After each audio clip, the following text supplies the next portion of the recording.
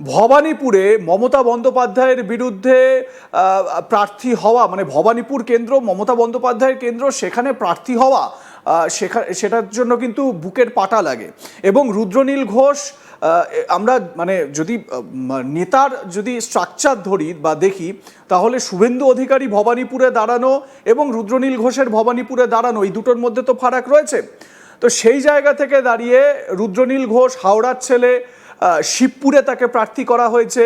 বলা যেতেই পারে দল তার এই যে সাহস, সেই কারেজ, সেটাকে গুরুত্ব দিয়ে তাকে তার ঘরের মাটিতে একেবারে তার বলা যেতে পারে তার ভূমিতে ভূমিপুত্রকে হিসেবে তাকে জায়গা দেওয়া হলো, এটা বলা যেতেই পারে পুরস্কার একেবারে রুদ্রনীল ঘোষকে, পরিষ্কার একদম।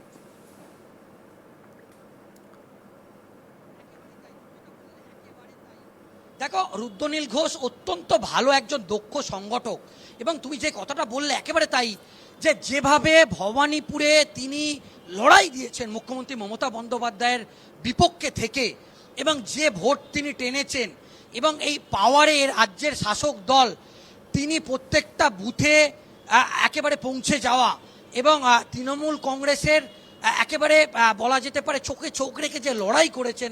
এবং আমরা বলি বিজেপির কেন্দ্রীয় নেতৃত্ব তাকে কিন্তু তার যে কাজকর্মর ব্যাপারে একেবারে স্পষ্ট নজর রেখেছিল, এবং আরএসএস তাকে এটা আরএসএস এর তরফ থেকে তার নাম্বার বিজেপি কেন্দ্রীয় নেতৃত্ব চেয়েছিল। আরএসএস 100 যদি কাউকে নাম্বার দেওয়া হয়, রুদ্রনীল ঘোষকে 99.5, মানে অনেক কষ্ট করে 5% মানে 0.5 কাটতে পেরেছে, এবং আরএসএস এর একেবারে পছন্দের প্রার্থী বলা যেতে পারে।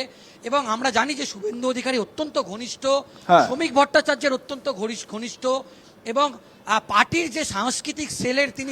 আমি এখানেই সুজয় একটা বিষয় একটু রুদ্র সম্পর্কে একটু মানে করতে চাই, কারণ রুদ্রর আমরা সময় সময় যে প্যারোডিগুলো দেখতে পাই, সরকারকে তীক্ষ্ণ বাণে বিদ্ধ করে যে প্যারোডিগুলো করে, সেগুলো সত্যি তিনি একজন শিল্পী, তার শিল্পী সত্তা স্বাভাবিকভাবে এরকমভাবেই সামনে আসে।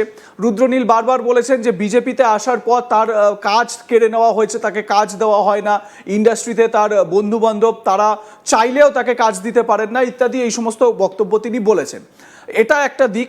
আমি এই জায়গাতে আমি তোমার কাছে জানতে চাই, একটা সময় বামপন্থায় বিশ্বাসী রুদ্রনীল ঘোষ, তারপরে তৃণমূল কংগ্রেসেও বড় পোস্টে তিনি ছিলেন, বড় পোস্টে কাজ করেছেন, দলীয় পোস্টে কাজ করেছেন। তারপর বিজেপিতে আসলেন, বিজেপিতে এসেও এই কালচারাল সেলের তিনি প্রধান। তো এই জায়গা থেকে শোনা, মানে যেটা জানতে পারা যায় যে রুদ্রনীল ঘোষ তো একেবারে শুরু থেকে সংঘ করে আসছেন, এরকম মানুষ নন, এরকম ব্যক্তি নন, কিন্তু তা সত্ত্বেও সংঘের সঙ্গে রুদ্রনীল ঘোষের একটা নিবিড় যোগাযোগ রয়েছে। অনেকে এটাও বলেন যে মুখ্যমন্ত্রীর মুখ নিয়ে বঙ্গ বিজেপির নেতারা কি ভাবনা চিন্তা করছেন, সেই বিষয়ে নাকি রুদ্রনীল ঘোষের সঙ্গে সংঘের অনেক শীর্ষ নেতা তারা নাকি কথাবার্তা বলেন, আলোচনা করেন। যাই হোক, সেগুলো সব শোনা কথা, কতটা সত্যি কতটা মিথ্যে আমরা তো বলতে পারবো না। কিন্তু রুদ্রনীল ঘোষের সঙ্গে আরএসএস এর এত ঘনিষ্ঠতা হওয়া, এই জায়গাটা কিভাবে তৈরি হলো, সেটা যদি একটু ব্যাকগ্রাউন্ডটা আমাদের বলো। দেখো, রুদ্রনীল ঘোষ তিনি কিন্তু একটা সময় তুমি যেটা বললে বামপন্থী মতাদর্শ, এবং পরে কিন্তু তৃণমূল কংগ্রেসের সঙ্গেও রুদ্রনীল ঘোষ ছিলেন। কিন্তু যেটা দেখা গেল যে তারপরেও আমরা দেখেছি যে রুদ্রনীল ঘোষ ফের যদি তৃণমূল কংগ্রেসে ফিরতে চাইতেন, তিনি কিন্তু খুব সহজেই ফিরতে পারতেন। এমনকি যেটা শোনা যায় যে অরূপ বিশ্বাসের মতো নেতা তাকে কিন্তু একাধিকবার তৃণমূল কংগ্রেসে ফিরে আসার তাকে অফার তাকে দিয়েছে।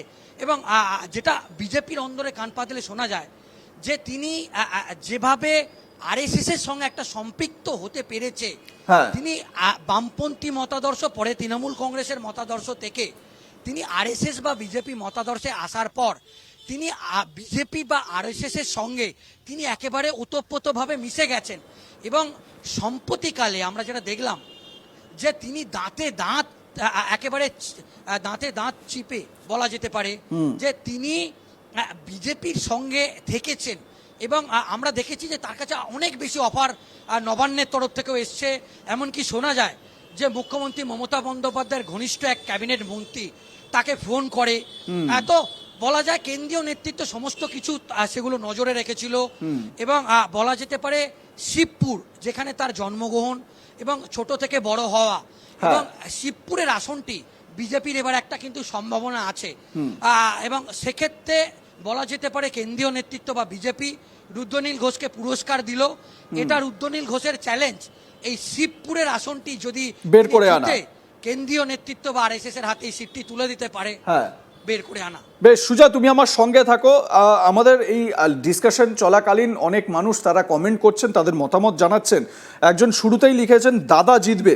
দেখুন, আমরা অনেক দাদারই তো সম্ভাব্য মানে যে ঘোষণা করা হয়েছে তাদের দেখালাম, দিলীপ ঘোষ, শুভেন্দু অধিকারী, রুদ্রনীল ঘোষ। তো কার কথা বলছেন? আমার মনে হয় আপনি শুভেন্দু অধিকারীর কথা বলছেন, কারণ একদম প্রথম কমেন্ট আপনি করেছেন দাদা জিতবে বলে। তো শুভেন্দু অধিকারী তিনি তাকে ভবানীপুর কেন্দ্র এবং নন্দীগ্রাম কেন্দ্র দুটো কেন্দ্রতেই তাকে প্রার্থী করা হয়েছে। ঠিক আছে, আপনি বলছেন দাদা জিতবে। কোন কেন্দ্র থেকে জিতবে? মানে দুটো কেন্দ্র থেকেই জিতবে নাকি? দেখুন, নন্দীগ্রামে জিতবে মোটামুটি একটা আশা করা যায় যে শুভেন্দু অধিকারী হয়তো নন্দীগ্রাম সিটটা বের করে নেবেন, কারণ তার সেই স্ট্রং হোল্ড নন্দীগ্রামে রয়েছে। অবশ্যই মমতা বন্দ্যোপাধ্যায়কে হারিয়েছিলেন 2021-এ। ভবানীপুর কেন্দ্র থেকেও কি শুভেন্দু অধিকারী জিতবে? আপনাদের মতামত জানান, এবং আপনাদের মতামত খুব গুরুত্বপূর্ণ, কারণ আমরা আপনাদের ভাবনা চিন্তা কি এবং আমাদের রাজ্যের মানুষের রাজনৈতিক যে ভাবনা চিন্তা সেটা সম্পর্কে একটা আইডিয়া আমরা পেতে পারি। আচ্ছা, অনেকে ইলিয়াস মণ্ডল বলছেন দাদার এবার বিরোধী দলনেতা হওয়ার ক্ষমতাটুকুও থাকবে না, এটা বলছেন ইলিয়াস মণ্ডল। মানে শুভেন্দু অধিকারী আর বিরোধী দলনেতাও হতে পারবেন না, এই মত রাখছেন ইলিয়াস মণ্ডল। বেশ, তো আপনারা এরকমভাবেই আপনাদের মতামত জানান, আমি এক এক করে পড়ার চেষ্টা করব। এবং ময়ূখ মণ্ডল, আপনি যে কমেন্টটা করেছেন, দেখুন এইটা সম্পর্কে আমি মানে তুললাম না প্রশ্ন, এবং স্বাভাবিকভাবে এই ধরনের বক্তব্য সামনে আনাটা হয়তো ঠিক হবে না এই মুহূর্তে। যাই হোক, কারোর ব্যক্তিগত কোনো বিষয় নিয়ে আলোচনা করাটা আমার মনে হয় না উচিত, এখানে জনসমক্ষে আনাটা ঠিকঠাক হবে। যাই হোক, আমি সুজয়ের কাছে আসবো। সুজয়, এর পরের যে প্রার্থী তাকেও বলা যেতে পারে, তাকেও কিন্তু পুরস্কৃত করা হলো। বরানগর থেকে প্রতিদ্বন্দ্বিতা করবেন সজল ঘোষ। আমরা জানি বিধানসভা উপনির্বাচনে সজল ঘোষকে প্রার্থী করা হয়েছিল, যদিও তিনি সায়ন্তিকা বন্দ্যোপাধ্যায়ের কাছে পরাজিত হয়েছিলেন।